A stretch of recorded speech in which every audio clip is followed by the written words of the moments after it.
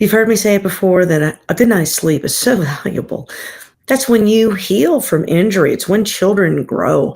It's how your brain resets, your metabolism resets, your gut health resets. Got to have a good night's sleep. Yet so few of us can say they really sleep well. Hey, it's Dr. Toker, your friendly neighborhood colorectal surgeon. And I'm here to talk about a supplement called Reishi Mushrooms, Reishi. This is a medicinal mushroom which has been used for thousands of years in Eastern medicine to help you have a good night's sleep.